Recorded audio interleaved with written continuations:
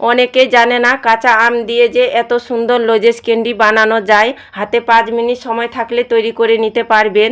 আর বিশ্বাস করুন বন্ধুরা, খেতে তো দারুণ লাগে। নমস্কার বন্ধুরা, প্রতিমা কিচেন ভিলেজ ফুডের নতুন ভিডিওতে সকলকে স্বাগত জানিয়ে আজকে রেসিপিটা শুরু করছি। আর আজকে আমি আপনাদের সঙ্গে শেয়ার করব 5 মিনিটে টক ঝাল মিষ্টি কাঁচা আমের ক্যান্ডি। তো কাঁচা আম থাকতে থাকতে এইভাবে করে ক্যান্ডিটা বানিয়ে দেখবেন, খেতেও দারুণ লাগে আর বানানো তো খুবই সহজ, খুব সহজে তৈরি করে নিতে পারবেন, কোনো রকম ঝামেলা মনে হবে না তৈরি করানোর।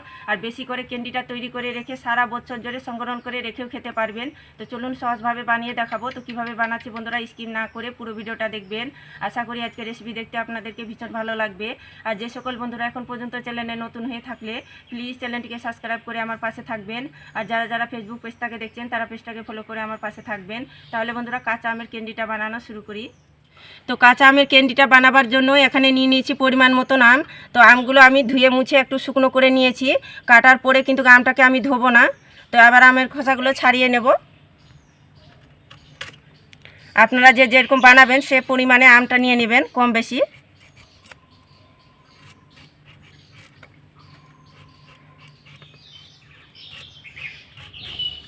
তো আমের খোসাটা ছাড়িয়ে নিয়েছি, এবার কেটে নেব। ভিতরে যে বীজটা সেটা বের করে নেব।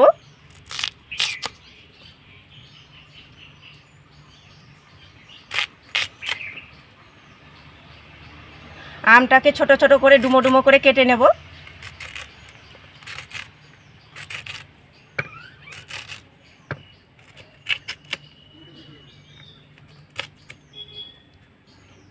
একটা প্লেটের মধ্যে রেখে দেব।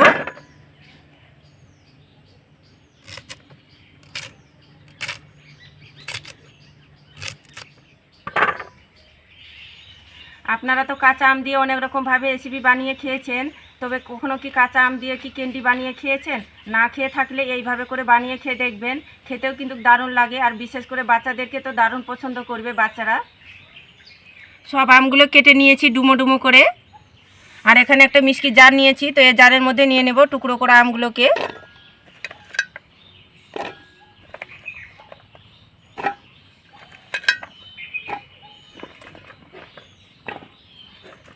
তো আমের মধ্যে আমি জল দেব না, যেহেতু আমগুলোর মধ্যে জল ভাবটা থাকে, তার জন্য আমি মিষ্টি ঢাকনাটা লেগে মিষ্টিতে একটু ঘুরিয়ে পেস্টটা তৈরি করে নেব। তো আমটাকে খুব সুন্দর করে পেস্ট বানিয়ে নিয়েছি। আমের মধ্যে কিন্তু জল দেয়নি, তাও দেখুন কতটা জল ভাবটা বেরিয়েছে। তো এখানে বাটির মধ্যে একটা ছাঁকুনি বসিয়ে দিয়েছি, এবার ছেঁকে নেব, আমের রসটা বের করে নেব।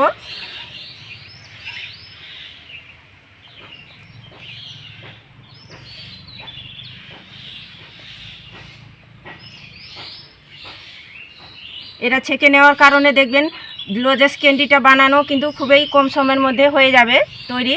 আপনারা চাইলে এভাবে করতে পারেন। এবার ছাঁকুনিটা বাটির মধ্যে বসিয়ে রেখে দেবো 5 মিনিট মোটামুটি। লজেস ক্যান্ডিটা বানাবার জন্য উনুন ধরিয়ে কড়াই বসিয়ে দিয়েছি। তো দেখুন 5 মিনিট রেখে দিয়েছিলাম, আর কতটা জল ভাবটা বেরিয়েছে। তো এটা ফেলে না দিয়ে জুস বানিয়েও খেতে পারেন। এবার আমের কাঠটা কড়াইয়ের মধ্যে নিয়ে নেব। এখানে নিয়েছি ছোটো বাটির 1 বাটি চিনি। চিনিটা অবশ্যই নিজেদের পছন্দ মতো করে দেবেন, যে যেরকম টক মিষ্টি খেতে পছন্দ করেন সে পরিমাণে নিয়ে নেবেন চিনিটা, কম বেশি।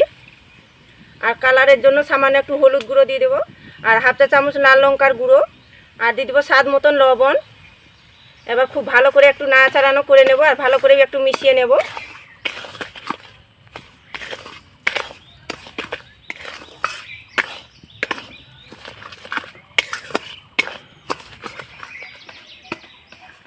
মিডিয়াম আছে এইভাবে করে অনাবর্ত নাড়াচাড়ানো করতে হবে। আর দেখবেন এক এক সময় চিনিটা গলে আসবে আর জলও ছেড়ে দেবে, ওই জল ভাবটা কিন্তু একটু শুকনো করে নিতে হবে। তো দেখুন কিছুক্ষণ নাড়াচাড়ানো করেছি, আর চিনিটা কিন্তু পুরোপুরিভাবে গলে গিয়েছে, আর কতটা পরিমাণে কিন্তু জল ভাবটা বেরিয়েছে। এই জল ভাবটা কিন্তু নাড়াচাড়া করতে করতে একটু শুকনো করে নিতে হবে।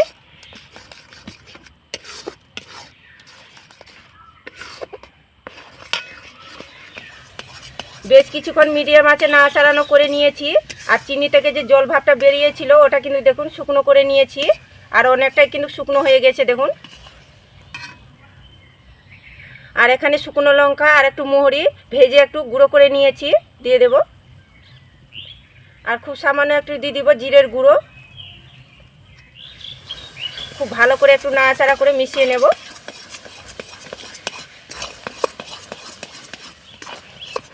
তো মশলাটা দিয়ে আমি খুব ভালো করে একটু নাড়াচাড়া করে নিয়েছি। এবার দিয়ে দেবো 2 চামচ কর্নফ্লাওয়ার,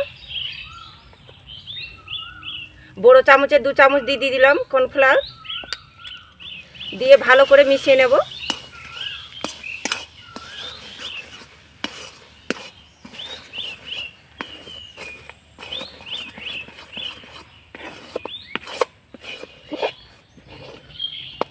কর্নফ্লাওয়ারটা দিয়ে বেশ কিছুক্ষণ নাড়াচাড়ানো করে নিয়েছি। আর আগের তুলনায় দেখুন অনেকটা কিন্তু টাইট হয়ে গেছে আর শক্ত হয়ে গেছে, কড়াই থেকে ছেড়ে আসছে। দেখুন এইভাবে করে শক্ত করে টাইট করে করে নিতে হবে। আর যখন বুঝবেন কি কড়াই থেকে ছেড়ে আসছে তখনই বুঝে নিতে হবে কি ঠিকঠাকভাবে পাকটা কিন্তু চলে এসেছে, হয়ে গেছে। তো হয়ে গেছে, এবার নামিয়ে নেব। আর এর থেকে কিন্তু আমি শক্ত করতে যাব না, এটা নামার পরে কিন্তু অনেকটাই টাইট হয়ে যাবে। তো প্লেটের মধ্যে একটু সাদা তেল লাগিয়ে নিয়েছি, এবার প্লেটের মধ্যে তুলে নেব। এখন কিন্তু অনেকটা গরম আছে, তো হালকা করে ঠান্ডা করে নেব, তবে খুব বেশি কিন্তু ঠান্ডা করানো আবার যাবে না। তো হালকা করে ঠান্ডা করে নিয়েছি, এবার লজেস ক্যান্ডিগুলো তৈরি করে নেব। এবার আমি লজেস ক্যান্ডিগুলো তৈরি করে নেব। যেহেতু লজেস ক্যান্ডি তৈরি করছি তার জন্য দেখুন অল্প করে নেব, হাতের মধ্যে নিয়ে এইভাবে করে একটু গোল করে নেব। বড় ছোট নিজেদের পছন্দ মতো করে শেপ করে বানিয়ে নিতে পারেন। দেখুন এইভাবে করে বানিয়ে নেব।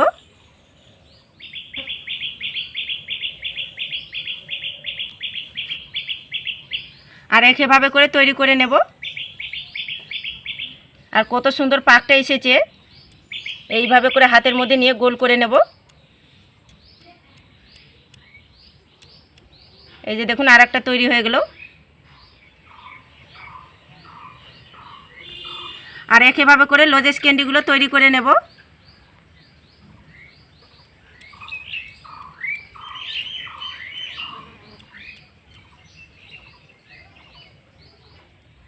লজেস ক্যান্ডিগুলো আমি একইভাবে করে সবগুলো তৈরি করে নিয়েছি। তো আপনারা চাইলে এইভাবে করে লজেস ক্যান্ডিগুলো খেতে পারেন। তো লজেস ক্যান্ডিগুলো আরও টেস্টি করার জন্য এখানে নিয়েছি আমি চিনির গুঁড়ো। তো চিনির গুঁড়োতে একটু কোট করে নেব। তো হালকা করে নিয়ে এইভাবে করে একটু ছড়িয়ে দেব। এতে কিন্তু লজেস ক্যান্ডিগুলো আরও টেস্টি লাগবে, খেতে ভালো লাগবে। হাত দিয়ে একটুখানি এইভাবে করে মিশিয়ে নেব। তো লজেস ক্যান্ডিগুলো আমি চিনির মধ্যে কোট করে নিয়েছি। আর দেখুন এখন কত লোভনীয় লাগছে দেখতে। তো কাঁচা আম দিয়ে এইভাবে করে লজেস ক্যান্ডি যদি বানিয়ে না খেয়ে থাকেন তো অবশ্যই খেয়ে দেখবেন, আর বাচ্চাদেরকেও বানিয়ে দেবেন।